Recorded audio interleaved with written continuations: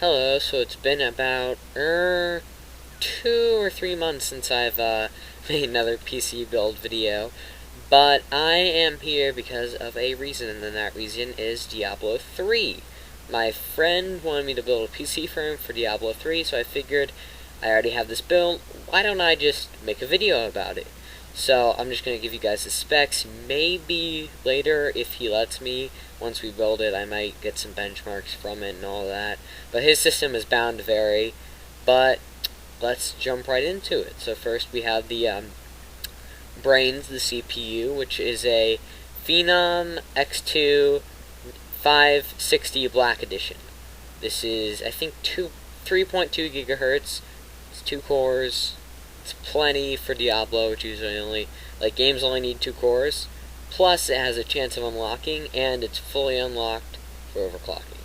The motherboard is going to be a BioStar TA870U3+.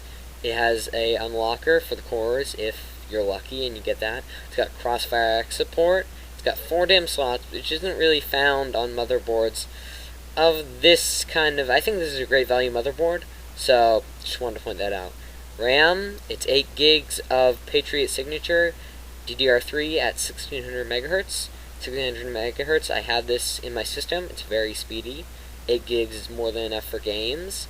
The GPU is a Sapphire Radeon HD 7770 gigahertz edition.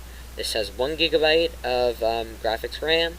It has lots of power to play Diablo maxed out. There's a Crossfire finger to use up that extra Crossfire slot. These things have amazing scalability, I've heard, up to 100% Crossfire X, which doesn't usually happen with Crossfire. SLI is usually more efficient, I've heard.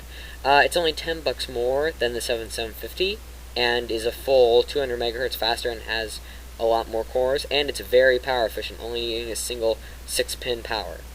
For power, we're going to use Corsair Builder Series CX 600 watt.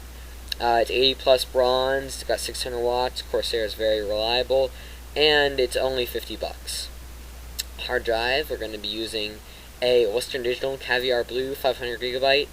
This is 7200 RPM, which is fast. Not SSD fast, but it's not going to be really slow. 500 gigs is more than enough, even though games are jumping up. Plus, you'll be able to add another hard drive if you want. Case, we're going to be using a Cooler Master Elite 311. This is a very nice case, I like it. It's got a nice side window, which I love windows. It's got, fans, and it also is from Cooler Master, which for $34 you would expect something that's not really from a good name like Cooler Master, but for this I'm pleasantly surprised. And then we're going to be using a DVD drive of an LG Super Multi DVD burner. It's $18.